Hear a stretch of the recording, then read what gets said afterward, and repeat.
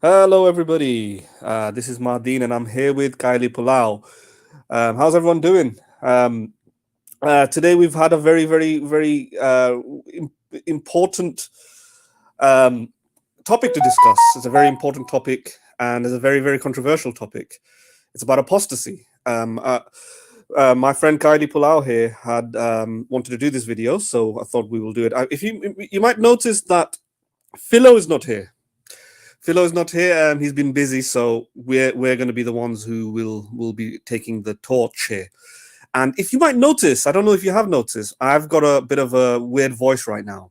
Why is this? Well, I've been hit by the flu. The influenza virus has got me finally in my first time in my life, I think, because I don't remember it ever affecting me this badly. It's the worst case of flu I've had.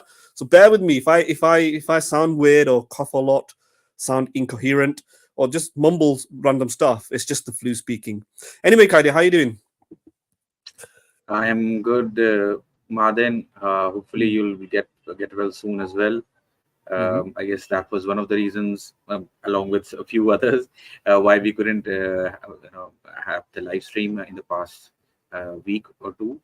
And so, we are back now, guys. So hopefully, Mahaden will be able to speak his mind despite his influenza.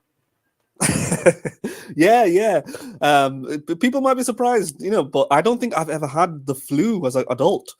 I don't remember ever getting the flu because I've never had a fever that lasted 7 days, and this is a fever that once I got it, it just wasn't going, and I was like, what kind of fever is this? Most fevers that I get finish, within 24 hours. Why is this lasting so long?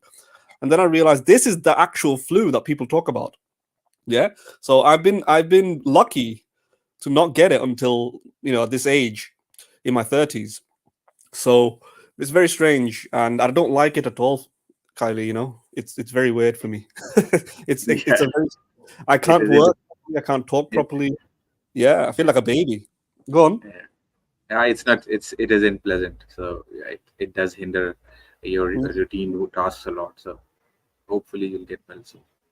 All right. Also, Okay. So let's start with the main task here. So we got the Muslim lantern here, and apparently he has been educating a few interested folks of Islam, like this gentleman on the left. If you guys can see on the video, this gentleman on the left of the video with the beard, he's a newcomer to Islam. He wants to become a Muslim, and he asks in this video, I think that he's got an issue or a bit of a problem with apostasy doors, which is preventing him from joining Islam, or is at least controversial enough to dissuade him.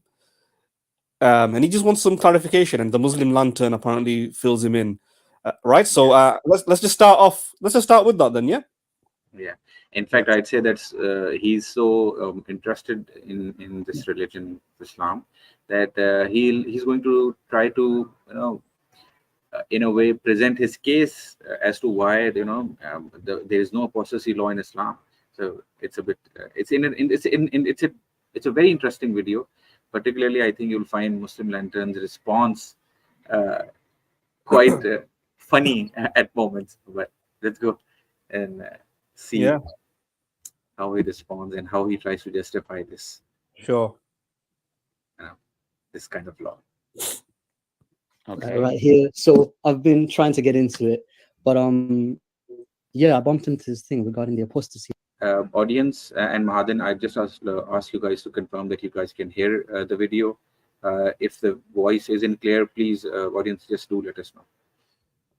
Laws, I can hear it. Yeah, it's just I kind can of hear it. threw me off a little bit because in one of the hadiths, I think it was He al-Bukhari 6922, whoever changed his Islamic religion, then kill him. It was stated that that's what the Prophet Muhammad, peace be upon him, said. But then I read the Quran because I've read Surah Al-Baqarah already, the second chapter, and it says. Now, before you go on and you Yeah. interpret the Quran using chapter 2, verse 256, there's no compulsion in religion, because I Yeah. know where you're going exactly. Yeah. Before you Yeah. interpret Quran on our behalf, you can ask a question, because if you're not a Muslim, then you don't understand the Islamic text, right? Yeah. So when the Quran says there's no compulsion in religion, Mhm. this is prior to accepting the message. All right. So I cannot compel you to accept Islam. Mhm. So I cannot compel someone to accept Islam. And the reason of revelation of this verse is that there is a man who came to the Prophet ﷺ, accepted Islam, and his 2 children were Christian. Then he came to the Prophet ﷺ and he said they're refusing Islam. Should I force them to accept Islam? And the Prophet said to him, no. So you cannot force someone who is a non-Muslim to enter into Islam. But once someone enters into Islam, there's obligations and responsibilities after making that choice. So the hadith you're referring to is someone, he chose to accept Islam willingly, then that choice that he made has obligations and rulings. So we don't understand there's no compulsion in religion, meaning you cannot compel anything on anyone at all. That's not the case in Islam. Because I can compel you to punish you if you steal in Islam. I can punish you if you commit certain sins in Islam, in an Islamic law. I can compel you, force you to do certain things by law under Islamic State. So that's not the correct understanding of the verse. Now, regarding that ruling, let me just clarify and explain this issue, because I don't believe I explained this issue before on my channel.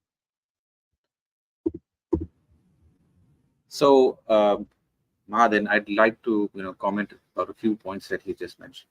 Sure. So, as I mentioned, this guy Joshua is in fact trying to present the case that according to Quran there is no apostasy law in Islam, or there is no requirement to kill apostates in Islam, and to which Muslim Lantern is quite quick to interrupt him and point out that you don't understand the verse in Quran. So the Joshua is actually referring to the verse in Quran which is like Rahafiddin. It is a very popular verse.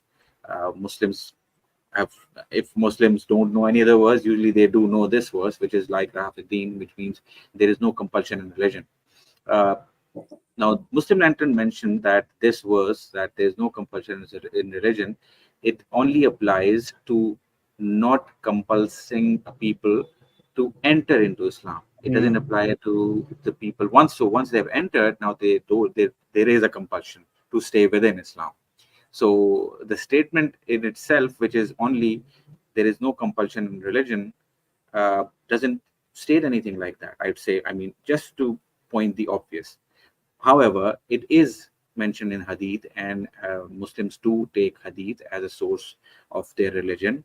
As a secondary, not even secondary, I would say Quran and Hadith are in a way taken in parallel as a source of Islam. So Muslims, majority of scholars do agree that there is a penalty of death for apostates. So now the important point, there are 2 important things that that we should note. Number one, when he says that there is no compulsion in terms of making people enter into Islam, even that is incorrect. Yeah, because that's true. even in Quran, when the Muslims invade a land, they give the residents, or at least the warriors of the opposite side, 3 options. So they'll give 3 options. In fact, not even before war. So the Prophet actually sent letters to his neighboring states, the Roman Empire and some other states, and he told them, he gave them three options. He said that you can accept Islam, or you can pay us jizya, as in come under our under our rule, under the Islamic rule, and pay jizya, that is a tax, or you can decide to have a war. Now, I'd say that these are some options, but actually these are not options. Why? Because this is like a person coming to you, and he says, he points a gun at your head, and he says, well, I'm giving you 3 options. You either give me all of your money yourself, or I'm going to take it from you forcefully, or if you try to resist, I'm going to shoot you. So you'd say that this is an option, right? But this is not an option. This is the exact definition of compulsing someone to do something or coercing someone. So it's quite ridiculous to say that there is no compulsion in religion when this was actually practiced by the Prophet of Islam. So this is one important point that I wanted to make over here. You can comment on that first, because I do have another point that I'd like to make. Yeah, no. Before I do comment on that, I recognize that Philo is here. Yes, hi, Philo. Hello, Madan. Kelly, how are you guys doing? Sorry, I'm late. Yeah, You're quite late. what happened with you? Right. No, I wanted to join early, but then I said, okay, let me just listen to this video a little bit, and then that's what I was doing actually. But yeah, cool. How are you guys doing? I won't stop the chain of thought over here. Let's get on to it, and then maybe. Yeah. So people who are just joining right now, we're basically looking into apostasy laws in Islam, and apparently the Muslim Lantern has said there is no compulsion in religion usually before you enter the religion. So before you enter the religion in Islam, there is no force to be a Muslim. You don't have to be a Muslim. There is no compulsion. But after you enter into the religion, there is a compulsion. I think that's what he's clarifying, etc. The issue that Kylie explained there is that even before you enter the religion, I mean, there are in certain war scenarios where one empire is taking over another empire. The Islamic Empire is challenging, threatening the other empire, saying that we're going to take over. Then there's certain conditions that are given, that either you surrender, you convert, and so on. The three conditions that Kylie has articulated. And that is what Kylie is saying, that itself is a form of compulsion. So it's not entirely true, therefore, before converting to Islam, there is no sense of compulsion, because, of course, there is convert or die mentality that is proposed during war scenarios. So there's a contradiction there. And I'll add another problem here, is that overall, metaphysically speaking, of course, that with the threat of hellfire and the temptation of heaven and so on, there is a compulsion to become part of the religion, right? So it's a bit like if I came up to you and I said to you that buy my have this chocolate. There's no compulsion that you eat it, but in 10 years I will come and chop your head off if you don't, right? Yeah. So in 10 years I will come and chop your head off if you don't eat this chocolate. Well, what would you think? Is this a compulsion? Of course it is. It's a threat. It's a form of coercion, form of compulsion. That itself is a compulsion, right? Even if the compulsion will materialize way into the future, 10 years later. Yeah. Now turn that a little bit different and say that this chopping your head off event will occur in the afterlife. Well, it'll still be the same thing, and that's what's happening with Islam. With obviously, in order you have to become a Muslim or otherwise, if you have been exposed to the message and then you refuse to accept the message for whatever reason, especially if you sincerely understand it but then you reject it, there is a threat of hellfire. That is a form of compulsion. So the Muslim Lantern isn't completely correct here. So, and the other thing I would say, that if it is the case, then what Muslim Lantern had to do is do a bit of a elaboration and interpretation and explain to us that when it says no compulsion in religion or no compulsion in Islam, whatever, it really means no compulsion prior to becoming a Muslim. Then shouldn't that have been the phrase? Shouldn't that have been the more clearer passage? Why is it no compulsion in religion, period? That's a broad, absolute statement covering all possible scenarios, right? Instead, it should have said there is no compulsion in getting into the religion, but after you get in the religion, there is some compulsion. That's slightly different. That is differently understood. Differently, it makes a different point entirely than the broad universal statement, which is there is no compulsion in religion. So there's multiple problems there. Anyway, I'll let Kylie continue. All right. Before Kylie proceeds, Madan, two things. First thing is this verse that there is no compulsion in religion. This according to the Islamic division of Makki versus Madni ayahs, basically, right? And this is purportedly Makki ayah, right?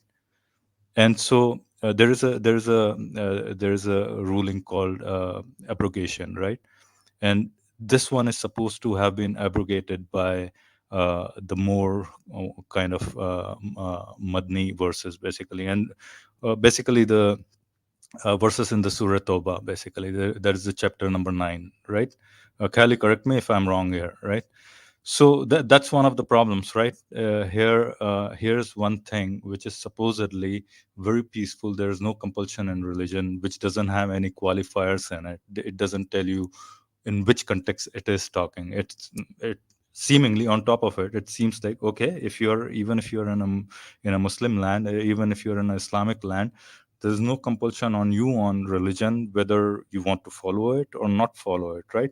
But then these scholars, and this is by the way, this is from all the four schools of madhabs. I think it is unanimous that the apostates should be killed. Pretty much, I know for a fact that Maliki, it is a punishment, killing punishment. Hanafi, I think it is death for apostates. And for three, at least, it is killing. I'm not quite sure about the fourth one. The Shafi, I'm not sure, right? And one more thing, Martin, your example, the one you gave, eat this chocolate or I'll chop your hand. I could just simplify it even further in this thing by saying, eat this chocolate or you'll die of hunger, because we won't give you any other food, basically. So that's the compulsion, kind of compulsion is being talked about here, right? Right, and Philo, you're right. I mean, it is quite obvious when you look at the Quran that the Makki chapters are very soft and very tolerant. So there's another very popular verse which is often mentioned, which is Lakum Dinukum Waliya Deen, which is for you your religion and for me my religion. So that is also often quoted by very, I would say liberal Muslims, or Muslims who are generally tolerant. They would quote this verse and say that this is the kind of message or world that Islam would like to make, where everyone is tolerant towards everyone's religion. That, however, is these verses were only or primarily in the Makkan were chapters. And later on, when the Prophet got power and there was an Islamic rule established, then at that point these kind of verses then vanishes, and then you see the kind of switch to a more aggressive worldview, where you are the Prophet is sending letters to everyone, to different tribes, and requiring them to accept Islam or to pay jizya or to be ready for war. So this is you're right that this is actually you could notice that trend in the Makki versus the Madani chapters. And right, exactly.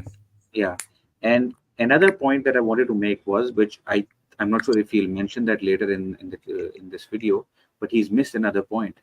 There is indeed another problem with this no compulsion in religion issue.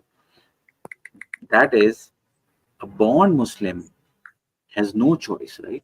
Because he is born a Muslim, and if a born Muslim leaves Islam, he is also considered an apostate, and he is also killed.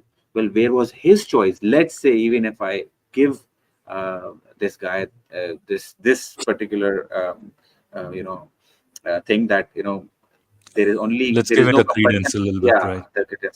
That there is only compulsion. There is no compulsion in terms of not entering, but once you have entered, you have to submit. Well, there is no option for people who were born Muslims, because they were born that way. They were born in that family. They had no choice in that regard, and yet they are required to compulsively and mandatorily follow their religion, because otherwise they'll be killed. So in that way also there's a problem with this verse. Mm-hmm. Exactly. Yeah. There's no choice. There's no, you can't choose to not be a Muslim in that case, pretty much, right? Yep. Can you guys hear me? Yep. And right. so I guess we should move on. Yeah. No. Let's move on. Move on. Yeah. Let's just continue with the next couple of points on the video. Let me go in depth into explaining this issue, the idea of apostasy. Now, first, I want to ask you this thing: do you believe in democracy? Yeah, I'd say so. So you think democracy is a good thing?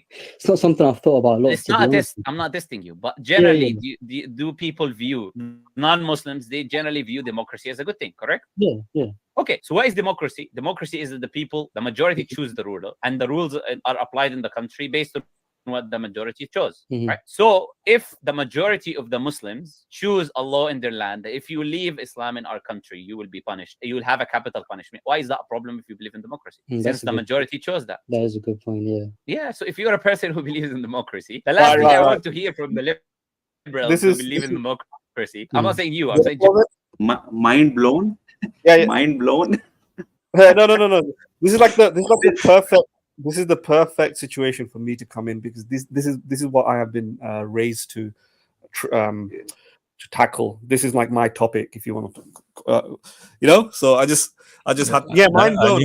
I knew Mahadan would be so furious listening to this.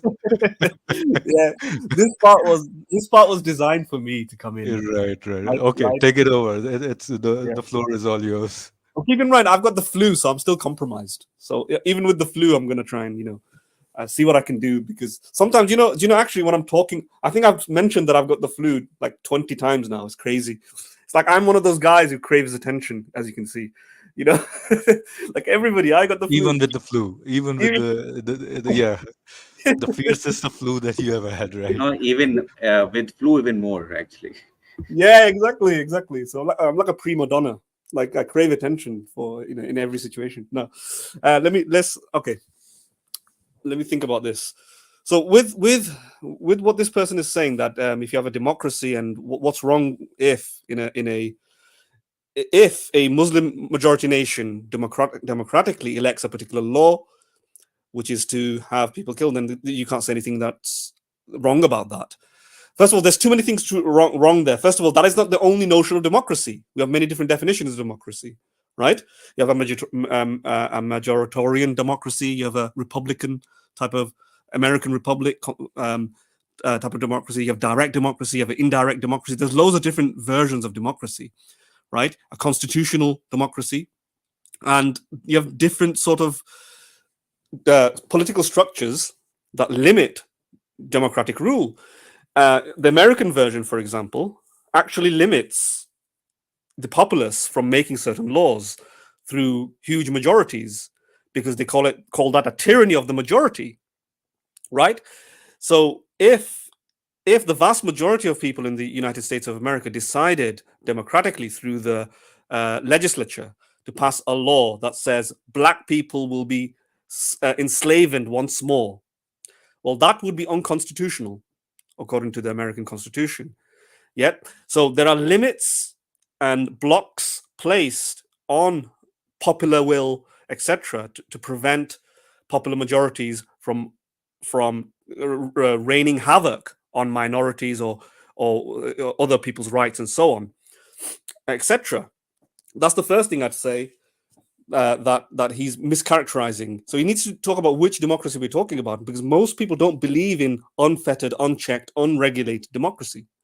Most sound political philosophers, politically minded people believe in limited representative democracies. And I'm going to talk about that as well now, by representative or indirect democracy, what we mean by that. We don't necessarily mean the popular will necessarily has its say. Yeah, in a democracy, the popular will would elect, let's say, a politician, an MP, let's say in the UK, and they would go and represent the desires and wishes during the debate and discussion segments in the political bodies in which they represent their will, in the legislature, in the House of Commons, for example, in the UK. But that doesn't mean they just directly copy and paste the will of people and turn it into law. They collaborate with academics. They collaborate with think tanks. They look at data, and what they do is they devise the best policies that are ethically and rationally that makes sense, right? So it's not simply just if everybody believed, having sex with minors is a good thing, that they're going to just represent that. No, they will take the wishes of the people, the electorate, and they'll subject it to scrutiny. They were voted in to take the best interests of the electorate into account. And if they come to the conclusion that the best interest of the electorate would be undermined by doing such a thing, then they wouldn't come to that conclusion. How do they make this? Did they just make this up? No, they have a set of principles. They apply rationality, they apply ethical thinking, but they also have certain certain indispensable ethical safeguards that are enshrined within the Constitution. The American Constitution has one. In the UK, you have the unwritten United Kingdom Constitution, and the unwritten United Kingdom Constitution is bound by certain human rights standards, right? So it's and in some sense they end up in ethical thinking, just like a philosopher would. So it's a combination of all these things that would then eventually come to a law being passed. Sometimes that law would be sometimes against the wishes of the vast majority of people, but it will be the right sort of law, right in the sense that is ethically right to have, right? If you let's say you might have very, very generous welfare laws or generous immigration laws, and you can have that. That might go against the wishes of, like, say, 50 to 60% of the population, but it's worked out through rational debate and so on. So that is not the case then that we simply assume that if a democracy, first of all, a democracy just enacts something and therefore it becomes a law, and then that's necessarily a good thing, or that we can just take away certain human rights in that manner. There are safeguards in place in most constitutions to prevent that from happening. But then again, here's the final thing. Even if it goes through all that, even if it goes through all this lawmaking process and a law gets passed and it goes through democracy and a horrendous law gets passed, that doesn't mean that's still right. And that's the misconception that people like Muslim Lantern is making here. Not every lawmaker, not every citizen is happy with the laws that are passed. Sometimes people, through the imperfect application of reasoning, just like a scholar of Islam might make when they're incorrectly interpreting the Quran or something like that, improper application of reasoning, you might come to the lawmakers, politicians might come to implementing a law that is just horrendous, that is just bad, right? And we have had multiple laws like that. That's why we've taken the death penalty off. The death penalty was death penalty in the United Kingdom got removed around 1997. Properly. Sorry, that's not right. In the 50s or 60s, but then it got almost irreversibly removed in 1997. Right. So the point here is, just because even if you pass a law through the democratic process, it does not mean it's an ethical law, it's a right law, it's a moral law. People can make mistakes. So the Muslim Lantern's wrong on all those multiple levels. He is watering down what people understand as democracy, simplifying it, and then attacking that very strawman concept. And that's where it's going wrong. Hopefully you guys understood me there. I did kind of find it difficult breathing when I'm talking there. We'll go, yeah. No, I think you were totally understandable. Okay.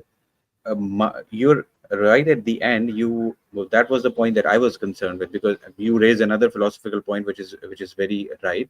But more importantly, I think he said that I don't want to hear people complaining about an Islamic law, because in an Islamic country, Muslims are going to select that law through majority. That is not how a democracy works, because it's not the case that in a democracy, when a law has been established, no one is allowed to criticize that law. That is the opposite of a democracy. In a democracy, every person has a right to disagree, to protest against, and to lobby or try to change an existing law. So even living in a country, sorry, there's a feedback. So even living in democracy, if a law has been established, no matter how long has it been for that law to be implemented, or how long has it been implemented for, every person has a right within that democracy to stand and to try to change that law staying within legal boundaries, through protesting, through changing the public views, talking about it. So this is all allowed. But Muslim Lantern, according to his understanding, in a democracy, once a law has been set in place, nobody would criticize that law. That is not how a democracy works. In fact, it is the opposite of how a democracy works. Exactly. Let me just quickly say something about Desinio here. I think Desi, you kind of slightly missed the point, because I'm responding to the idea that what the Muslim Lantern raised, which is that he was trying to show that even liberals will can accept apostasy punishment, if it was just enacted into law through a democratic process. So and that the democratic process is what makes certain ethical values or laws correct within certain jurisdictions and so on. Therefore, what is the problem here? So he's trying to pose to Joshua that look, even liberals can, if liberals can think that a majority secular nation that passes a particular law and that law becomes the correct law, etc., and that's good. If that's synonymous to good, then why can't a Muslim majority nation pass a law such as an apostasy law? What's wrong with that? It's gone through democracy. So he's trying to make that sort of argument. I think Destiny has responded again. Yeah, it's not, but yeah, Destiny, again, that is mafruza, basically. That's a kind of a thought experiment on his part. Basically, he's saying if they agree with the democratic process, why not in the Islamic State as well? So no, I think he's saying something else. Yeah, I mean, his point is that in an Islamic country, a democratic, even if there is a democratic process, the constitution of that would supersede, or the democratic process would be the Quran and Sunnah, and therefore, the Sunnah, the Quran and Sunnah requires the punishment of death for apostates, they would say that they cannot, the majority, and in fact even 100% majority would select this particular law. So according to them, it would be a democratically selected or chosen law. But Muhadin has just pointed out that even if it is selected through that process, it doesn't make it right, and it doesn't make it immune to any sort of criticism. We would still criticize it, even if a law has been selected through a democratic process. If we think that it is wrong, we can criticize it. Right, agreed. That's exactly what I was thinking, but probably I didn't say it properly. Yeah. I mean, you can make the argument that if you're in a Muslim majority nation and you are predicating the laws on the Quran and the Sunnah, it's not inherently the case that it's because the vast majority of the Muslim populace thinks such a thing, right?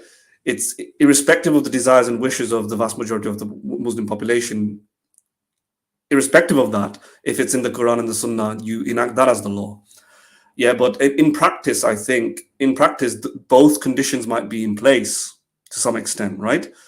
In the sense that it'll probably be the case that if there's strong enough support for for a Sharia, strong enough support for a caliphate, the vast majority of the population would be Islamic, would be Muslims, and they too would be in support of apostasy laws. So you can have like a de facto democracy going on there as well.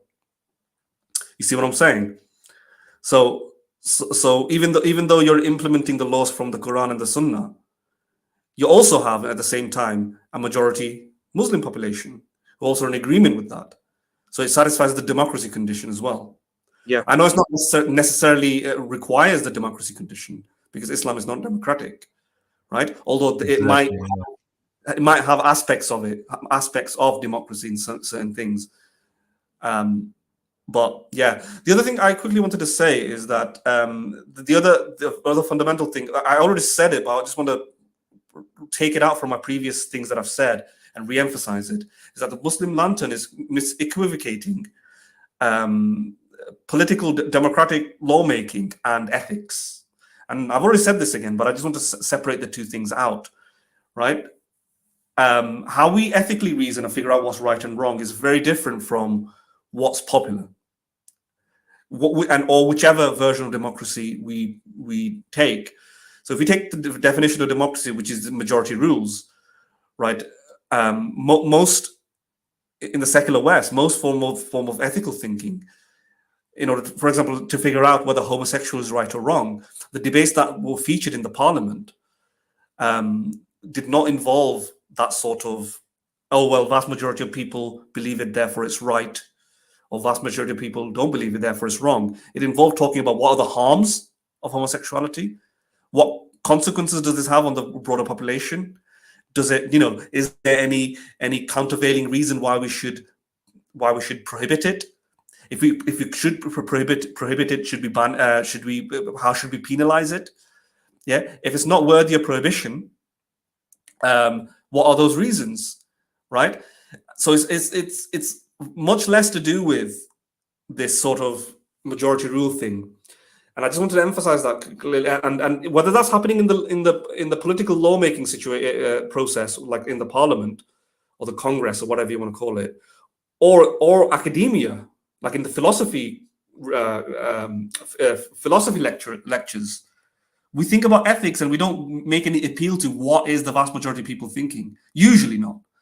Do we take account of the fact that the vast majority of people think a what particular way? Yeah, we take account of it and we ask, why are people thinking like this? But most parliamentarians, for example, in the UK, don't just take it like that, right? Only in very, very, very, very contentious situations where I wouldn't say contentious, I'd say ambiguous situations. Would MPs and so on appeal to the fact that the vast majority of people think in a particular way? So where there's ambiguous, where there's arguments on both sides, one of the issues is probably euthanasia, right?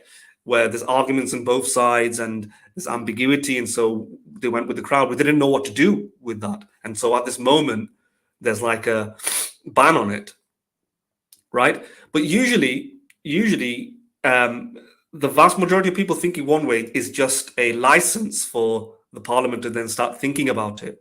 But whether they think whether they would follow what the vast majority of people are doing is dependent upon actual arguments, debates, reason, evidence, empirical data. If vast majority of people believe, for example, astrology works, the parliament's not going to go, since astrology works, then we're going to turn it part of the NHS. No. The relationship the MPs have with the populace is what A.C. Grayling called, and I don't know why I'm quoting him when he's not really, he's more of a philosopher than a lawmaker or a politician. What he compared it to a relationship between a pilot and the passengers, right? The passengers entrust the pilot, right?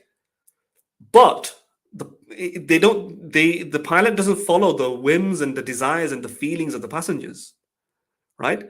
Clearly, the passengers don't know how to navigate a plane. They don't know how to pilot a plane. They don't know anything about the plane, right? So the pilot has to make his own very, very specific, unique, expert decisions. And it's the same for politicians. The politicians are not just at the whim of the populace. The politicians generally take the agenda of what the populace is saying, and then they debate it out, talk about it. Then they appeal to experts, financial experts, scientists, ethicists, think tanks, and then they kind of congregate and before making a law. Just like any Western ethical philosophy develops, a lot of what we did in philosophy has been developed through reasoning and thinking and so on, and that's how you kind of figure it out. And I know I'm talking too much. And the final thing I said, that's why we also have a human right framework. And at this moment, the current law is that any law that you pass at a domestic level, any law that you pass, if it is going to interfere with another person's human right, you have to demonstrate that it is necessary, that there's a legitimate state interest to interfere with another person's human right. Yeah, that there is a rational connection between the state interest that you have and that human right. Do you have to, for example, interfere with the human right to achieve that state interest? So this could be something like banning football. You might have a state interest to ban football. Not ban football per se, but to limit sporting events after a particular time period or something of the day, right? Well, in order to save electricity. Well, can there be other ways to save electricity? That's the first question that the Parliament will ask. Can there be other ways to save electricity before you limit that particular human right, which is to congregate and get out to certain places and play football, sporting events at certain parks and so on? Well, can there be other ways to stop electricity, the lights, save up, conserve energy, etc., without interfering with people's recreational activities and so on? So these are certain blueprints, and if you answer these questions to the affirmative, like yes, there is, then you can't do that. So you can't, therefore, you can't pass a law without it contravening the Human Rights Act in the UK. But if you have to, so that's the only way you can reduce energy, or the vast majority of ways you can reduce energy. Then there's a bigger question as to what is more than as a question of proportionality. Is it a proportionate response? Is it more important that we save this energy? What is the ramifications if we don't save this energy? Or is it more important that people should have the opportunity and the legal right, the human right, to play football at all times of the day? Which one is more important? And if we do limit energy like this by turning off floodlights and electricity in certain fields and so on after a particular time or something like that, do we have to do it for every single park, or can we just limit it in some parks? If there's like 1,000 football stadiums in the UK and you can achieve that by only turning off 10 of them, then why do we need to turn off the rest of the 990? Right? So see these kind of safeguards that we put in order to ensure we protect human rights. I know I'll leave it there, but I'm just trying to explain the nuance of how these things work to the Muslim lantern if he's ever watching this. You're right. I mean, he has just tried to strawman the entire democratic system. So, yeah, I guess you have raised a few good points explaining that there are certain safeguards which would, in most cases at least, or maybe at least in more than most, but that the laws that are formed or that come into place are or don't conflict with human rights, basic human rights, or the no harm principle. So there are certain principles in place that always supersede the democratic majority principle, right? Okay, so if Philo doesn't have to say anything, then should we move on? Yeah, move on. I just got back, actually. I had stepped out for a minute or two. Generally liberals, right? Last thing I want to hear from the liberals who believe in democracy is to come and complain about a law that can only be applied in Islamic State, because the law of someone leaving his religion being punished can only be applied in a Sharia state. And within a Sharia state, the leader becomes the leader after the group of people called Ahlul Hill wal Aqd. There is a system that happens and they choose the leader. So if the majority agree with the leader, agree with the law, then if you are someone who believes in democracy, you shouldn't have any issues with the law of apostasy. That's the first thing I'm going to say. This is just a response. Again, just to point out, he is mischaracterizing democracy.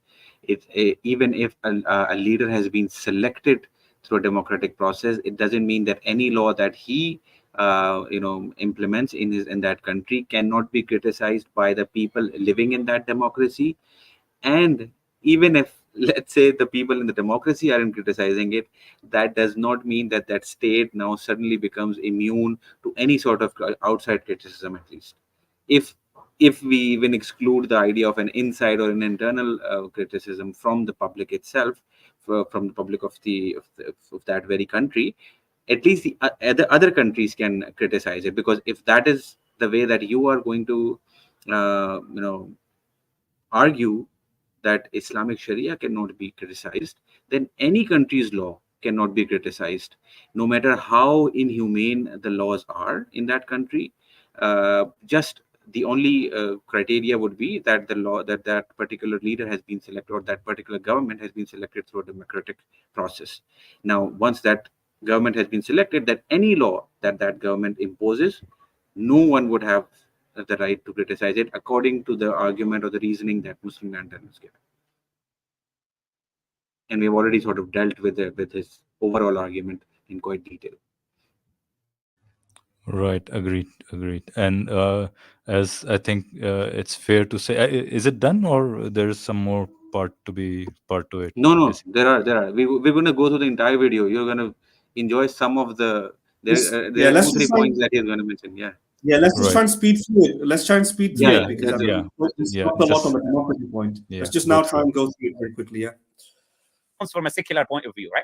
From an Islamic point of view, as I said, this can only be applied by the leader. Now, the second thing is this: how can I know that someone left his religion? Well, I'm going to assume if he was being vocal about it, like if he went on. If he's not, can I know? No, if he's doing it behind closed doors, not really. No one can know. So the only way I can know you left Islam is that you come and you tell me you left Islam. Yeah. The only way a Muslim or a state can establish that an individual has left the fold of Islam is for that individual to come himself and declare clearly in the public that he left the religion of Islam. So now he's not just leaving Islam, now he is inciting other people to leave Islam as well. Because when he declares something out loud to other individuals, then that thing can become a habit for other people or an easy thing for other people to also do, because he did it, I can do it too. And then when you have multiple individuals rioting and joining each other, leaving Islam, okay, we're not going to follow Islamic Sharia now because we left Islam. You don't tell me not to drink, you don't tell me not to steal, and you are under a Sharia state, and you will have a group of people who will cause revolution, corruption, and killing and stealing and murdering when you do that. So do you guys have to listen to this again? What he just said? Listen. Other people or an easy thing for other people to also do, because he did it, I can do it too. And then when you have multiple individuals rioting and joining each other, leaving Islam, okay, we're not going to follow Islamic Sharia now because we left Islam. You don't tell me not to drink, you don't tell me not to steal, and you are under a Sharia state, and you will have a group of people who will cause revolution, corruption, and killing and stealing and murdering when they do that. So I cannot know that someone left Islamic State if he declares he. So this is murder of democracy. That's what it is. So what he just said is, I mean, it should be clear enough what he said, but he's saying that if a person living in a Sharia state or an Islamic state, if he leaves Islam, what that means is he's leaving anything that Islam is saying. I mean, this is the kind of logic that he's using, or this is the kind of I don't know what kind of processing went in his head. This is not how a person leaves a religion. People leave religion to become Christian. People leave religion because of certain things within that religion. It doesn't now mean that that person is going to do the opposite of everything that that religion says. It doesn't mean that if Quran says that stealing isn't allowed, then he's going to say, okay, since I'm not a Muslim anymore, I have to now go and steal. Now I have to go and kill people. He is going to follow the law of that country. This is such a ridiculous logic that he's giving. You see, there are people that are, according to you, I think there is no Muslim who would say that there are, in an Islamic state, a non-Muslim cannot live. In fact, they often boast about it, right? So if a non-Muslim can live in a Sharia state without believing in the Islam as a religion, then a Muslim who leaves, or a person who leaves Islam, can have that very same. He can live within that country. He can follow that country's laws and regulations without believing in that religion, and despite being vocal about it. So this is the kind of stupid logic that he's giving to justify his law. And one more thing I want to add here is the influencing factor, right? If one is kind of, if justified to believe in one's own beliefs, why would somebody's leaving would be termed as influencing somebody else? Basically, that's the question, right? And if that somebody else is influenced, basically he's influenced by his own doubts, and then got to a point where somebody's leaving kind of in a sense propelled him to say that even if he's going out loud and saying in the public that he has left it too. So in a sense, he's saying, okay, you can leave, but live a life of a munafiq, basically. And it's something to that tune he said earlier as well. He's going to say that again very clearly. Don't worry about it. He's going to say this he's going to suggest it very clearly, and that is why the thumbnail of this video actually mentions it. So right. So yeah, and you're very right, and there's a logical problem with this. What he just said about the problem being with allowing apostates to live or to stay alive within an Islamic country is that once he's vocal about his apostasy, then other people can have can understand or can realize that, okay, so this is an option that I can leave the religion. Then according to his words, it would be other people might take it as a habit, and they might leave Islam, and they would be all rioting and looting. The question is this: uh, is are the believers in your religion so weak? Or the This is rather the the kind of, beliefs are so weak. The yeah, the core beliefs are foundations so are so weak. weak. The Exactly. foundation is so That weak. That's what. Yeah. exactly. Yeah. That just because a person left, that means that there are going to be other people who are going to leave the religion as well. Well, if your religion is very logical, it is very intellectually, or at least it has some evidence, people believe in it for a reason and are not just believing in it blindly, then there should be no reason for you to be afraid of an apostate. An apostate can say whatever he wants, but according to you, Muslims being very strong in their iman, they would stay strong in their iman, and they would say Muslims. At least the people, according to you, who are sincere, and who's going to leave the religion that way, even if you think about it. According to him, if an apostate leaves Islam and becomes vocal, there are going to be people who are going to leave Islam. Then, according to you, those people weren't sincerely believers, right? So then, what's the problem with such people leaving Islam? Right? There should be no problem with you, or you should not have any problem with have people leaving Islam, because you could just say that those weren't sincere believers. Simple as that. Unless you believe in that stupid logic that he gave, that people are going to start stealing and killing and all that, rioting, and the kind of stupid logic he gave. I think the most fundamental problem here is the fundamentals are shaken. If somebody is just turning their way out of your core belief, then their foundations are probably already shaky, right? And that's one of the things that would propel them to come out of it, seeing somebody else, basically, right? Seeing somebody else is changing colors, and they are deciding to change color, and for something that is so strongly inculcated into your own belief system and psyche, pretty much, that if they are willing to do that, then it's a problem of core fundamentals. And then you shouldn't be saying that, oh, okay, I mean, then you have to really look into your own belief systems and say, hey, after all, they are not as strong as we think they are, rationally and logically, probably. Exactly. The only idea that they'll get is, well, they might become a bit more critical, and then they'll think about it, and then maybe they decide to continue being a Muslim, or they may decide not to be a Muslim. So, I mean, I would say it's fair for them to be afraid of apostates, in terms of them encouraging more Muslims to at least be critical about Islam. But they shouldn't be, if they believe their own belief about their religion is quite strong. Right. Khali, just I hope we don't digress with this point, but there is one of the muftis from Pakistan, I forgot his name, and he says, he has said in the past, and probably quite a few more muftis have said the same thing as well, that if it weren't for the apostasy law, Islam wouldn't be here, pretty much. Islam wouldn't have survived the 7th century, something to that tune, pretty much. But that really, makes sense. I'm not sure which mufti or scholar are you talking about. I have not heard it directly. There have been some indirect implications that I might be able to recall. Yeah, it might have been. Sure. So yeah, take it with a pinch of salt, basically, that statement. Yeah. Take it as if it's wrong right now, but unless until you provide an evidence for that, I've heard it basically, but I haven't seen that. So yeah, take it with a pinch of salt. Yeah. Desino, can you tell me the name of the scholar? I can't. Desi is there? Yeah, Desi just mentioned. He mentioned that he has seen that video as well. So maybe he can tell the name of the scholar. Okay. Madan, you want to say something?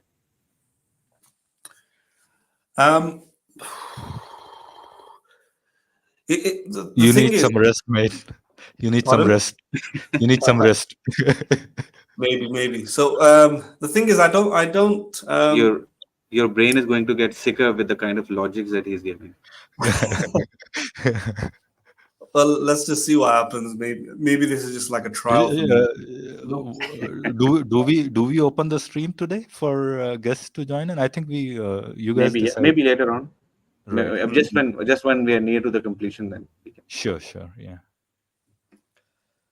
I think what the Muslim Lantern is doing here is not really predicating the ethical justification of apostasy laws on something that is concrete. Rather, if you notice at the beginning, he's simply said, well, if in a democracy, the vast majority of the population had elected apostasy laws, then that would be fine. So why can't Muslims do it, right? So he kind of gave a popular will side of democratic argument, right? Or a popular will argument, if you want to call it, the majority leads argument.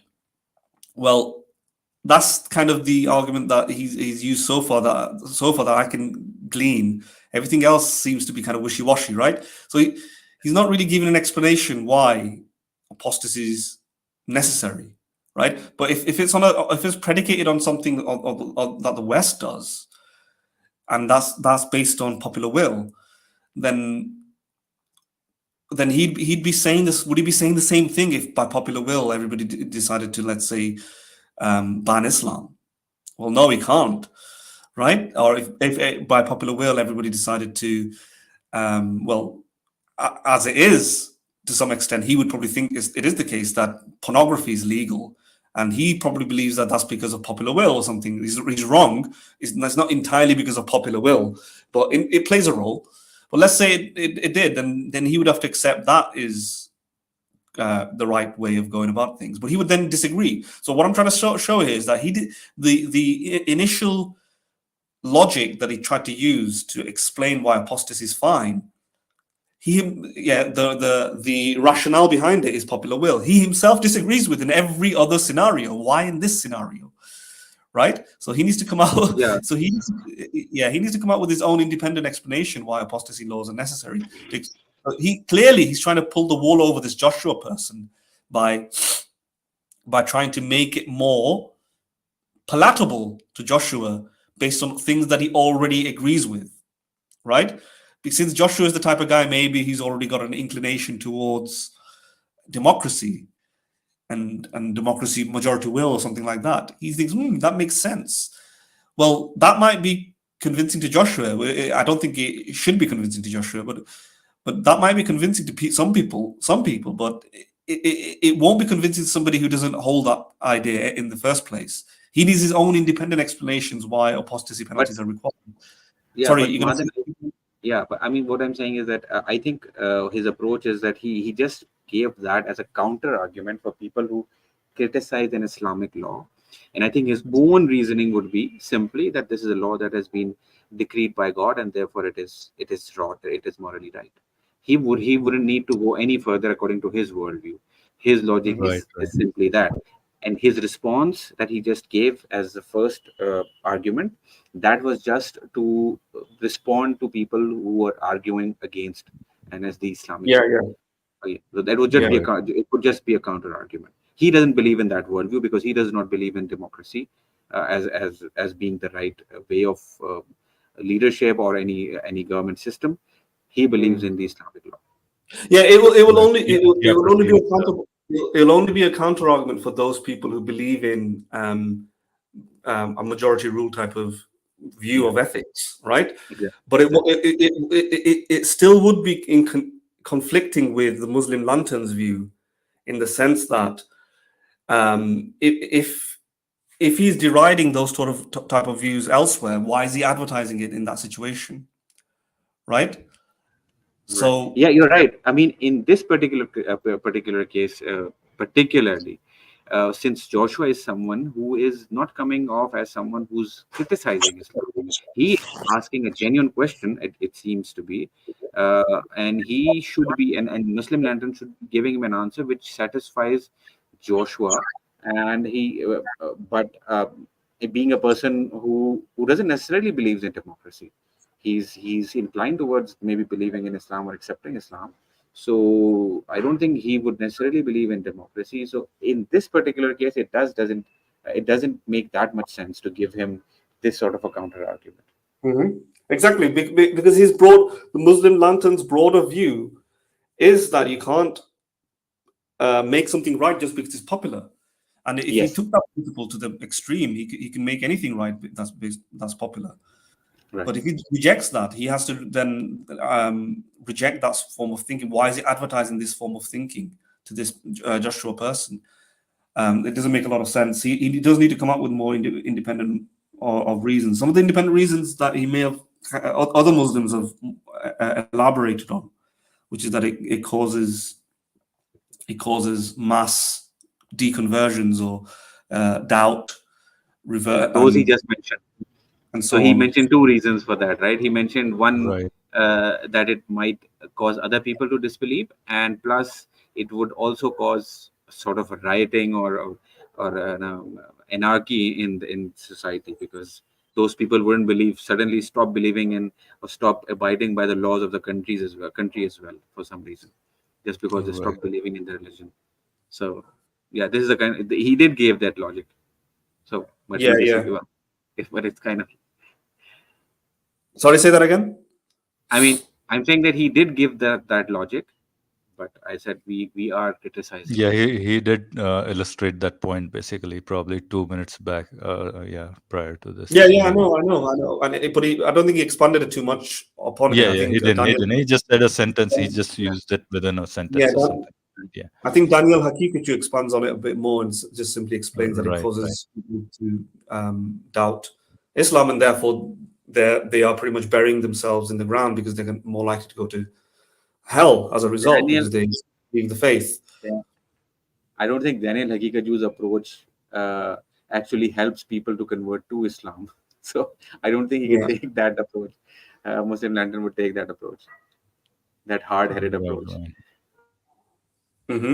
So I think the kind of approach he has taken. Sorry, Madan, just quickly, just to illustrate two more examples from probably 2 minutes or 3 minutes back. Something you said, right? Those he wouldn't have any, right to question with the kind of logic he's giving here. At least, and we have already discussed that he's not, he does not believe what he's preaching to this guy in this case, but with this logic, he won't be able to, question those, French ban on hijab, or, the ban in triple talaq, banning triple talaq in India and all those kind of things, because that is how the governments have come up with those rules and all those things, right? So, yeah, there you go. And the next time he does that thing, you can, point a finger at him and say, hey, you're going against your own,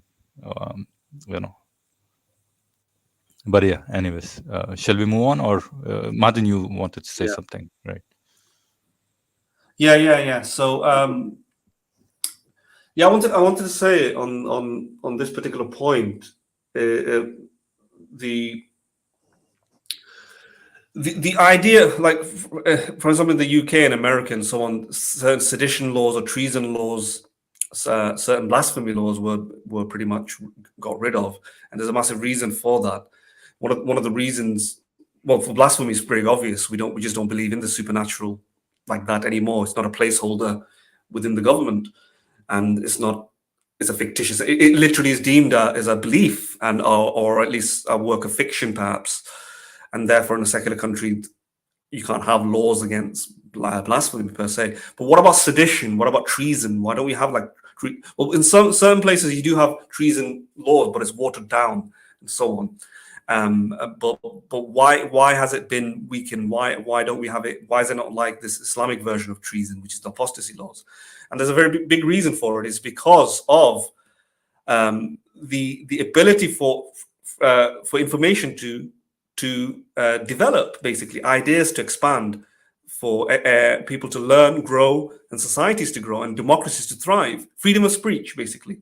And in order to get to the truth, in order to figure out what is true, you do need to question, sometimes very, very sternly and powerfully and viciously, the ideas of yesterday, or the ideas vogue today, the most powerful ideas today, the ones that are in fashion, that are deemed to be sacred. They need to be tackled today in order to get to the truth, because you're more likely to be more likely to be fooled by whatever is in fashion today. And therefore you need countercultural views, you need counter-revolutionary views, you need critical views that go against the masses. So for that reason, even like some of the strongest laws that we had against sedition, when sedition was basically in the UK, and in America you have a very different equivalent where you can't basically sedition was when you can't cause disorder against the crown, the queen, the king, the royal family. Well, those were banned in effect because of that reason, because people can be wrong, people are imperfect, and sometimes it could be the case that a person has a genuine, well-developed point of view that shows indeed the queen or the king is deserving of criticism. Maybe he did the wrong thing. We can only have that in an atmosphere where freedom of speech, freedom of expression, freedom of belief is allowed and tolerated. And therefore, if you have a law against sedition that bans it, prohibits it, you can't do that. So those laws were taken off the books. And then you have treason laws, which is more to do with alliance with a different army, with the enemy, alliance, or giving away secrets to the enemy. These things already exist in place. So we do have those laws for that. I mean, it's still illegal to disseminate information, at least in certain types of ways, to an enemy country. When I say enemy country, that if we are at war with a country, under the Terrorism Act, for example, it can be an act of terrorism, etc. But just by subscribing to, or being a fan of, or liking, or believing in a particular view, that's not, believing that Russia has it better, or Israel has it better, or Palestine has it better, and we should adopt those policies, or Islam even has it better in the UK. It's not punishable with death or crime, and you're not guilty of treason for it, because these governments have figured out a healthy balance to control actual subordination, where you go and take the information, give it to Saddam Hussein, let's say, and making that a punishable offense, versus just working in McDonald's and thinking, you know what, I think I like Saddam Hussein's views. That's a different, so countries have figured out rational balancing tests and fair ways of kind of having a cautionary principle, realizing that just because you promulgate the values of, let's say, Soviet communism, and that does not mean you've now given away information to communists. You've not allied yourself with the army of the Soviet, of that group. In fact, part of democracy is that it could very well be the case that communism is right. And it could very well be the case that the UK should become a communist government eventually. But how are you going to know that if you can't allow communists to live in the United Kingdom and legally defend their opinions? So there's a distinction between being a communist in the UK, which is completely legally fine, and going to, let's say, a opposing country and then giving information to a military commander, who is bent on the destruction of the UK soil or something like that. There's a distinction between those two things. And my point is there's many fairer ways we can design these laws, and therefore the Islamic apostasy laws, which is this idea of always going to lead to these sort of consequences, or if you leave, it might make sense, and it echoes the idea that this is probably a 7th century creation that was supposed to be for the 7th century. It might make sense in the 7th century, where people were going war left, right, and center, in which case leaving the faith had that sort of impact. Today, a boy living in Pakistan who leaves the faith doesn't have that sort of impact. You don't suddenly give away information to the enemy tribe who's going to now come and take over, and therefore it doesn't make a lot of sense. Right, Madan, just adding on your last point, Kali, I'll just take 1 minute, right?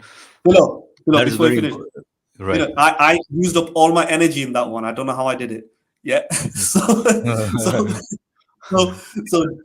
don't change anything I said here. Just say I was right. No, you are right, and that's what I just want to pick on last point, and then just expand a little bit on it. Basically, you said that it reeks of everything 7th century, right? And that's exactly right. And just to modify it a little further, these were the warring tribes. You said wars were happening, and every now and then they were ubiquitous pretty much at that time. And that's exactly this kind of text, or these kind of rulings seem to come from a tribe that is purely warring tribe pretty much, and the majority of the rules are made from within that warring tribe for within them, basically, right? And so you can now justify a lot of things why somebody would be punished by death, because they are a warring tribe. They might go some other place and reveal the information, and there's no qualification, because the text is circulating between them itself, right? So there's no qualification needed as to what happens if this leaks to general public, which are not of warring tribe pretty much, right? So that's the only point I wanted to make. And once you look through a different laws, and I don't want to derail the conversation, but once you look through the kind of laws are there and enshrined in that, you'll see that they are kind of like 4 marriages and all those things, right? So now you see why those laws were coming, basically, right? Anyway, I hope that I haven't derailed the conversation. No. Kali, please. Okay, so should we then move on? Yeah, let's move on. He left Islam. The second thing is, in Islam, if a person declares that he left Islam, there is a period of repentance. So people, the state brings him and say to him, repent, or you will be punished. And that period can go up to 20 days, or can be just 3 days, but not less than 3 days. They will say to him, repent, or you will be punished. So now he has a choice to lie and say, oh yeah, I came back to Islam. In essence, the only way that capital punishment is applied in you in Islam is if you choose to be killed. That's the only way you can be punished Islamically with that punishment of apostasy, if you choose to be killed. Otherwise, you can lie and say, I became a Muslim, and then you will become what we call a munafiq. A munafiq is a hypocrite, someone who shows belief and hides disbelief. And then these people existed at the time of the Prophet Muhammad. They were not punished, even though the Prophet had a list of all of the hypocrites at his time. He did not punish them because they showed outwardly that they were believers. So in the community, they show that we are believers, we believe in Allah, we're Muslims. Whatever they hide and they conceal in their heart is a punishment for them in the afterlife and the day of judgment. But if someone were to come out loud publicly and declare that he left Islam, then we have this process that he was asked to repentance. If he doesn't repent, then he's punished capital punishment. And in reality, that would only happen if he chooses to die. It's a very simple thing, and there is a narration of 2 of the companions of the Prophet, Mu'adh and Abu Musa al-Ash'ari. Mu'adh came to Abu Musa al-Ash'ari and he saw him with a Jewish person. He said, who is this? He says, a Jew who accepted Islam and left Islam. And Abu Musa al-Ash'ari was over 20 days, he'd been trying to bring him back to Islam. So he didn't chop his head off. He was trying to bring him to Islam, right? He was trying to talk to him, bring him back to Islam. And then Mu'adh ibn Jabal said that he had enough now. I'm not going to get off my camel unless that person is punished. Why? Because he's had over 20 days of him being warned and been trying to bring him to Islam and clearing any of his doubts. Maybe it's because of ignorance he left Islam or something like this, right? So Islamically, there is nothing more just than Islam. And I'm sorry, my mind has now changed, because they do allow 20 days. So I think it's totally justified to then kill a person after 20 days. Because, that is quite enough to change, to convince someone of the truthfulness of Islam. So guys, I think now I do agree with Muslim Lantern.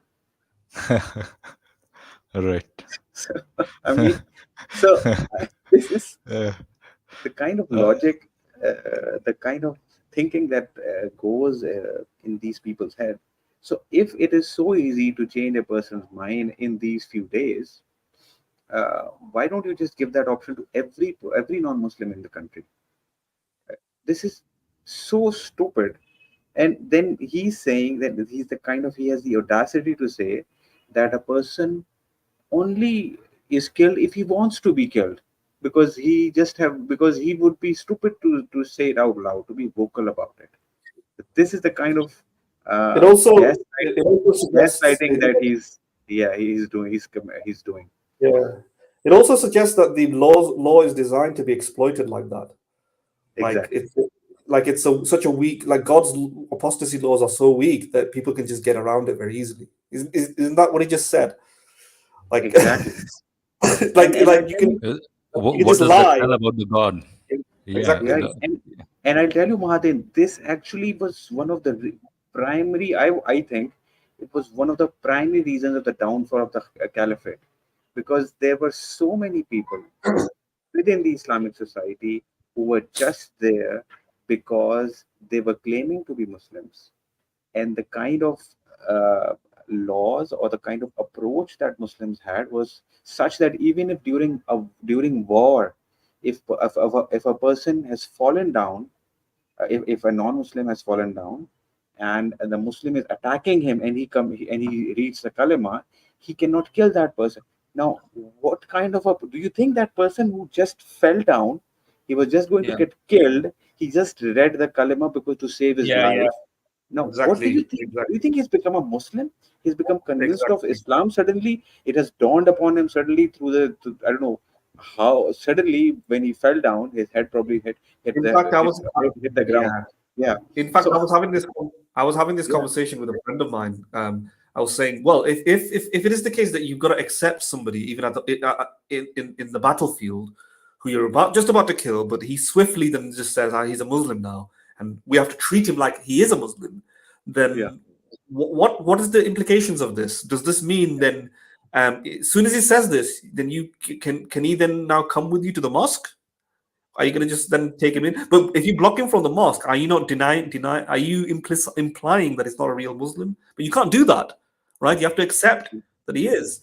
In which case, you have to let him in the mosque, then take him inside the mosque. But wouldn't that be dangerous to you? Wouldn't that be dangerous? So there's a tension now between what it says Islamically to do, which is to take the person's conversion as a legitimate one, and the pragmatic reality, like common sense calls out, which is it's very unlikely this guy just became a real Muslim, right? So what happens now? Do you just give act like he's a Muslim, take him to all the secret places, confide with him secrets? But if you don't confide with him secrets, then you're not acting properly Islamic and giving and treating him like a Muslim.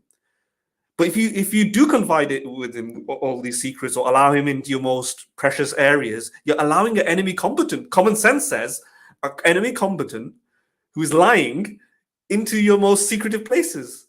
So what happens? What do you do here? There has to be, and I'm pretty sure I'm not read on this, but I'm sure there must be some literature on this, on Islamic views, clarifying the nuance, how you can treat somebody who just became a Muslim, allegedly, but we know through common sense, yeah, instinct, rationality, whatever you want to call it, yeah, that this guy just made it up.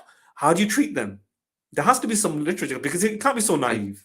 So, Yeah? Madan, You see, there is a yeah. okay. Yeah, you want to go first? Go for Yeah, I just go. wanted to, point out that this has caused so much problem within the early Islam that the caliphate actually faced a lot of trouble because of that. And actually, I think that was a downfall of caliphate because you see, the Umayyad dynasty, who had a major battle with primarily the last caliph Ali and Hassan and Hussein, was actually the son of Abu Sufyan, who actually accepted Islam when Makkah was actually conquered. So Makkah was conquered, and only then Abu Sufyan accepted Islam, and his son. So, do you think when a land is conquered, and then the Abu Sufyan, one of the leaders, who knew that if he doesn't accept Islam, then he's getting in trouble.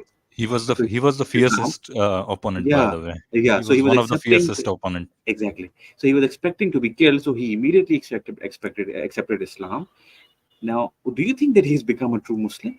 I mean, I think any person with a little intellect or little kind of a single brain cell would know that no, he is not. And that is why he was not only able to live in that society. He became one of the influential Muslims, and then his son was able to become the leader of probably Syria, yes. And then he led a war, and then there was an entire dynasty of Umayyads who were able to, I don't know, do what kind of damage to Islamic teachings, what kind of teachings they were able to introduce in Islam, because they had this entire period of time that they were the Islamic rulers. So this has caused, this particular teaching or concept in Islam has caused so much trouble that Muslims it should be obvious to Muslims that this is a very stupid kind of rule to have. Right. I think the Ridda Wars were a testament to the whole thing at Yes, that time, exactly. right? The Yes, Ridda that Wars, and you have to Just to clarify, understand the whole the magnanimity. Rida Right. wars were the wars. So just after the death of Prophet, there were many. In fact, majority of the tribes who had accepted Islam during the time of Prophet, they left Islam. They were living in So they declared Munafaqat apostasy. pretty Yeah, much. yeah. They declared that they were no longer Muslims, and so the first caliph actually waged wars against those apostates to, and actually he was able to win the war, and that is how he was able to overcome them. So this is Right. the Ridda wars. So The Philo, Ridda yes, was please. there. And so just to give you guys the numbers, anyone who's listening, those numbers in the Battle of Yamama were about some estimates and some sources. So take it with a pinch of salt. Put the numbers to be about 10,000 or something like that. So you see the numbers who were living a life of living under what you call disbelief and still pretending to be believing pretty much. Yeah. And there was another guy, he was chased down pretty much, I can't recall his name, Abdullah bin Saad bin Abisar or something like that. He was Usman's Scribe. cousin or something You're something like you're that, talking right? about the scribe of Prophet Muhammad. Yeah, and he Yeah. I don't apostatized and Abdullah, he had some to run. Abdullah. Yeah. Right, he apostatized and he had to run to Sham, and then a whole thing when he came back, when He came back he during the and then conqueror of Makkah. yeah, and then he was there. There is also a hadith saying that Prophet Muhammad said, nobody could kill him in front of me. Do I need to show my show my eyes and Yeah. something like that. I It's a very funny, yeah. It's a very strange hadith, because what happened is after the conquest of Makkah, he was there as well. I guess I'm right, not sure, right, but because it is just immediately after the conquest of Makkah that he was also there. He was an apostate. He was a scribe of Prophet Muhammad. He used to write down Quran, and he said he left Islam by saying that actually Prophet was adding the words which I was saying, that is Abdullah was saying. He added those words in the Quran. So he said that I am saying Quran, I am able to make a Quran, then he's probably not a prophet of God. So he left Islam. This was while Prophet was probably living in Medina. So he went to Makkah. This guy Abdullah, and then when Prophet Muhammad was able to conquer Makkah, that at that point Abdullah knew that he's in trouble. So he was a relative of Usman. He actually asked Usman to actually sort of intervene and request Muhammad to not punish him. kill him basically. Usman, yeah, probably yes, exactly, to kill him. So Usman brought him with him. Abdullah brought Abdullah with him to Prophet Muhammad, and he said that please, He forgive him. requested him to forgive Requested him. Prophet. Basically. He Yeah, said that requested. thrice, and Prophet stayed quiet, and only that was the third time. Only after the third time, Prophet said, "Okay, okay, fine." And then he just was able, and then he asked him to go. And when he went away, Prophet Muhammad said that, wouldn't any one of you just went up and killed that guy? So Right. you see the kind of weakness that the Prophet showed over there. And he had the Right. then he also had the audacity to say that Sahaba said, okay, Prophet, you could have just indicated or signaled us to Just to raise kill your that guy. eyebrow or Yeah, something maybe like just that, give and us a indicated signal, with right? your eyes or something like that. Just a minor signal. And Prophet Right. said, no, it is not up to the mark for me. It is not, what would you say it? Not It doesn't look good on me or match my something like status. that. Yeah, it doesn't match my status for me to signal you guys. Right. So, With so the it eyes. wasn't. It was up to your status. It was according to your status to just let him go. A person who probably deserved death according to your, because why would Prophet then even ask the Sahaba to kill a person See, if that person doesn't deserve murder? If he didn't deserve killing, then why did he ask the Sahaba to have done it? And if he did not, or if he did deserve killing, then why did he not actually ordered his killing? Why did he allow? Just because Usman, who was an influential figure among Muslims, right, he had and asked him. So you see the kind of corruption, I would say, that is The going funny on. funny thing here is, Kali, that Usman seems to have a higher status here, right? He seems Yeah, to exactly. possess more, Exactly. Influence rather than. Anyways, carry on. Exactly. Sorry, I just wanted to. Prophet wasn't able to deny him his Right, request. right. He should have, Let's if that was the law, he should have said, "This is what the Yeah, law is. This is the law of the God," exactly. and then we have to carry it out, right? That's what the law Exactly. of the land Exactly. is, right? So. let's quickly finish off the video Yeah, now. let's finish the video. As I said, you cannot be punished by the law of apostasy unless you choose yourself to be kept. Because you have to ignore claiming that, okay, I came back to Islam. Yeah. Is that clear now? Yeah, that clears up a lot. Thank you. Okay. No problem. That's the only question you have? Yeah, that was the only question I had, really and truly. No I problem. appreciate it because I was bugging me for a while. So yeah, so that was the point that he wanted to make. I think the next part isn't related to this. Right. Claps. Yeah. All right. Shall we make the link public? Maden, what do Yeah. you think? You're open to talking to a few guys, or are you? I don't know. To I a few realized guys, yeah. I realized after I came on that it's actually You're a little under the weather, I so yeah. I'm Philo, open. Yeah. Mahadan and I had a plan, but let's see. Right. Let's see if it materializes. I mean, we are not able to do that now, Right. but yeah. Right. But we'll see. But one thing I'll say though, before you invite anybody, or if you do send it out, just back on the democracy stuff. Even with I know what Neo said, that the Islamic version of the state is not supposed to be democratic. Of course not.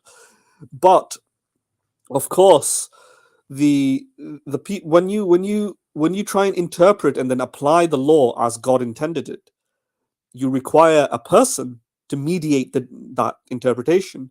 There is no person-free, mediation-free interpretation or interpretation-free interpretation or application of the law. There has to be somebody, who will be applying the law, right? And usually there are scholars, and the scholars would be in consensus, and then you follow the consensus of scholars.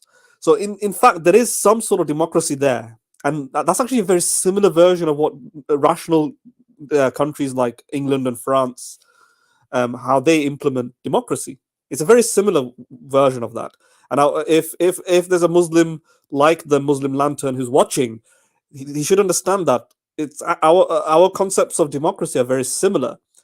We have a body of people, parliamentarians, who sit down and try and apply through reason and interpretation of already existing texts like the Constitution, try and apply their reason and interpretation and then make up a law or a policy.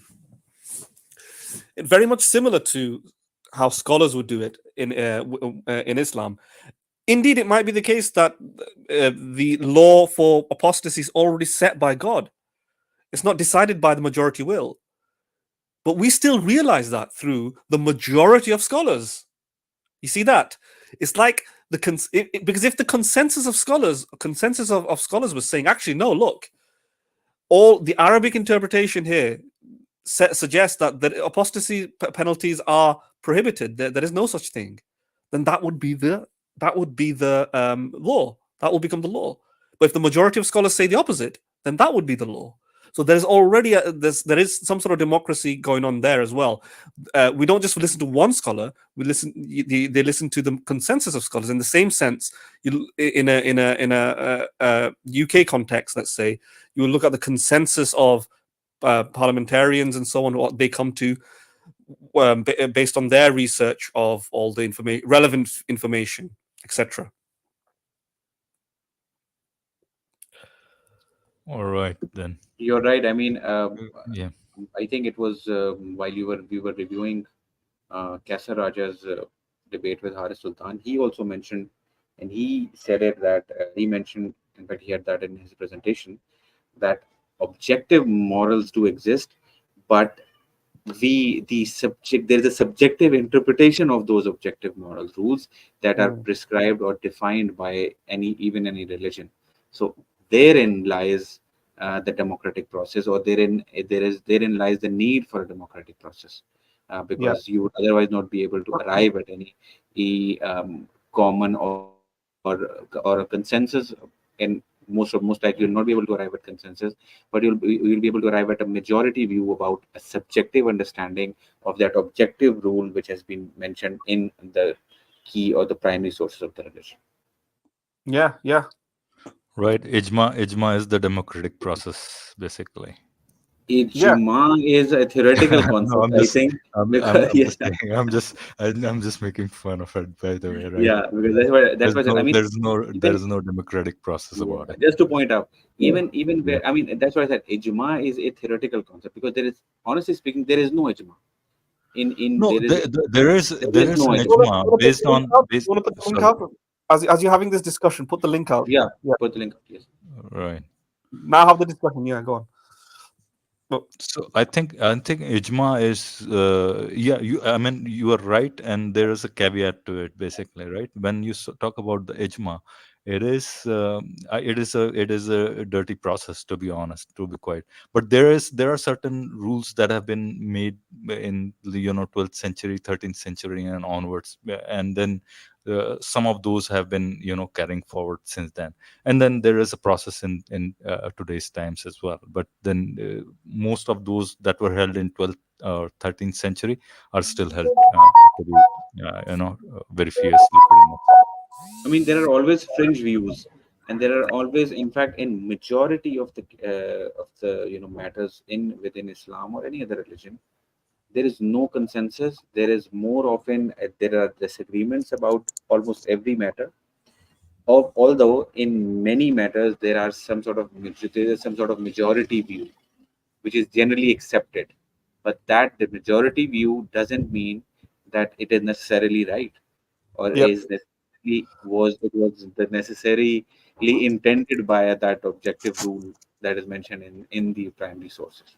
So uh, that does become a problem. So that's why I'm saying consensus is particularly in religion is a theoretical concept, because it's not like there was a limited number of list of scholars, like there were 200 scholars and each of them was asked, okay, and then based on that it was agreed that okay, there's a consensus because each and every one of them agreed. No, there were many scholars who didn't know what is the view of other scholars. Particularly if we go back to, say, the 7th century, many scholars would not be able to communicate with other scholars because of the lack of any means of communication with them, or at least means of communication were very slow.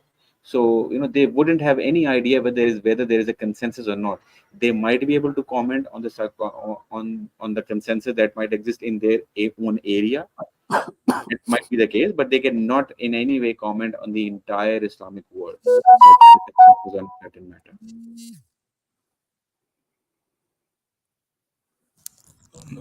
No, I completely agree, Kali. I do completely agree. But the point I was trying to raise over there is that, Madin, you want to say something, or there's a horrible feedback from your side?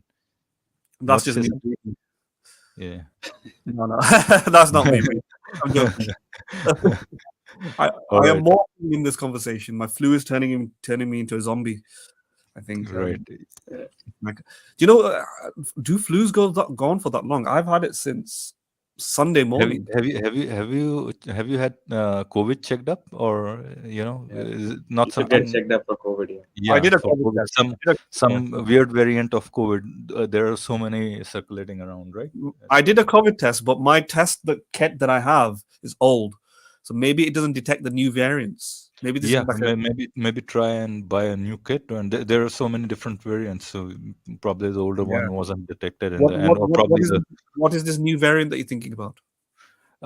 I heard about it. I haven't luckily I haven't gone I through mean, COVID at all, even for and flu, there's a new variant every year, right? yeah, flu has so evolution at play, my friend. Evolution at Yeah. play. Exactly. So Is yes, there anyone on? Sorry? no, I just I mean, is there anyone on right now?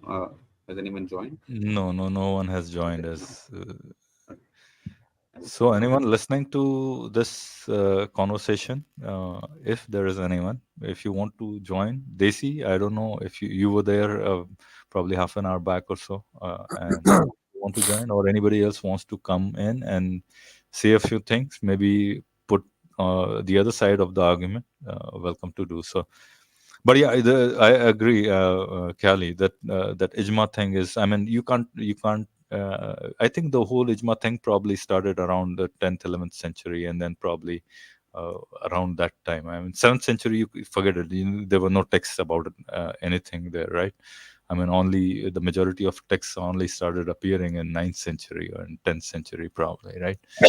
So, what kind of ijma they were having in 7th, 8th century, who knows? Probably they were still busy at that time in 8th century writing all these hadiths. Okay, what to do about this problem of, you know, where are we getting this text from? Okay, Yeah. let's invent a place called Makkah, right? Because nobody knows where it is, right?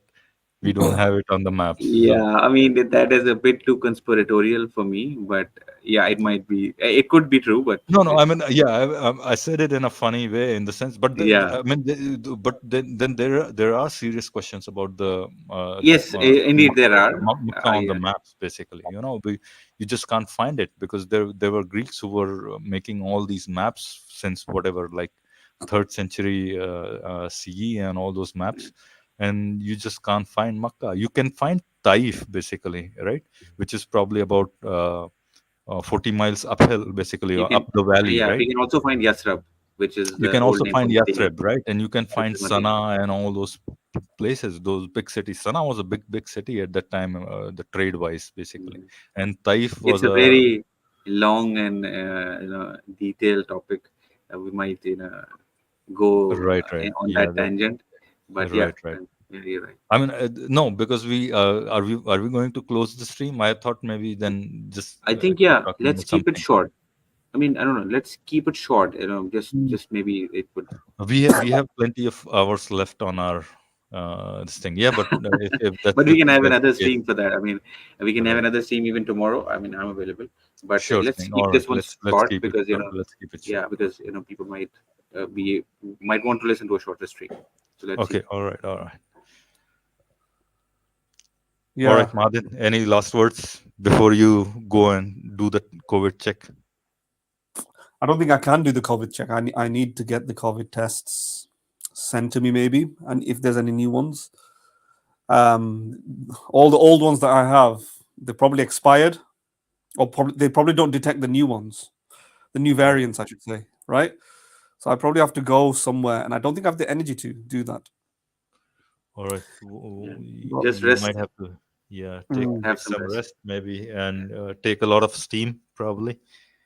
But have you known flus to last like an entire week? I've been ill since So Sunday. Monday, Monday, there's a Tuesday. there is a problem with the age basically. Mm. When your flus last longer, you When you're realize old. that you're getting old. Yeah, yeah. No, no, no. That's what I was thinking because I've in my adult life, I've never been ill for this long, ever. No, I mean this You've is never this is been a this fact. old as well, right? I've never been this old as well either. Yeah, Right. exactly. This is the fact. Once you kind of pass that young, tender age of 20s, your early 20s, or you know, then you have these problems kind of start to get around. Longer flus, longer. Yeah.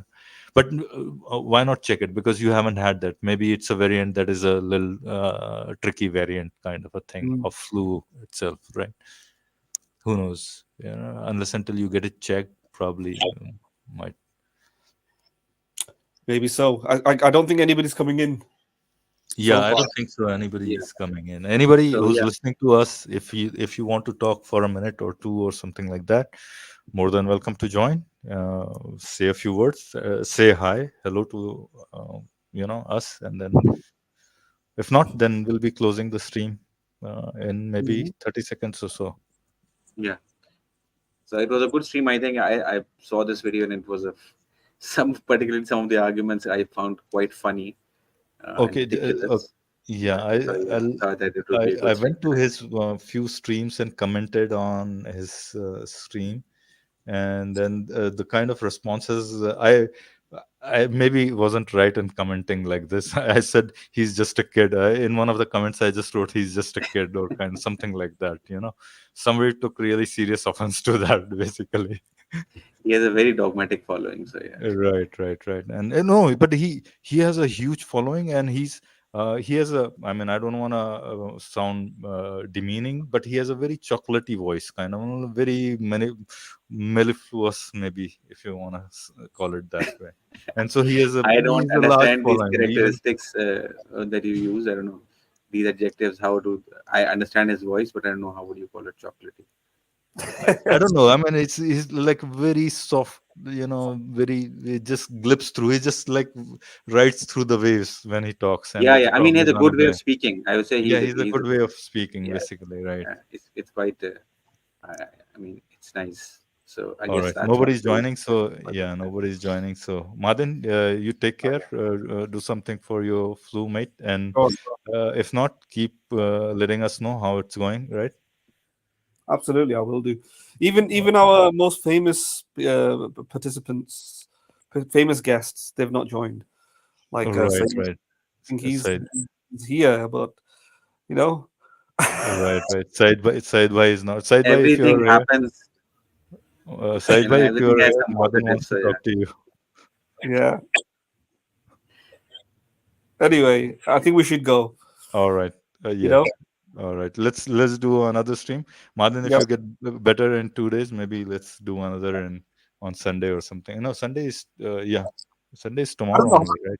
I hope I do get better, because I was hoping I was already better. I felt better, but when I start talking today, I realized I'm running out of breath, or something's going on, or I'm getting confused as I'm talking. My brain is not as quick sharp as it used to be. Yeah. So I don't know. Let's see what happens. Hopefully, it's nothing that's gonna bother me. It's gonna make me feel paranoid. Not too bad. Yeah, go and have it checked up. Try maybe COVID, new COVID, whatever kit you have, and then see how it goes. Right. All right, everybody. Okay. Yeah, Madan, do the. All right, so we're going to be closing off now. So I've bid everybody a farewell. Hopefully, you guys subscribe. Actually, not hopefully, definitely subscribe. We're going to bring more better content, hopefully. And take care, everybody. Bye-bye.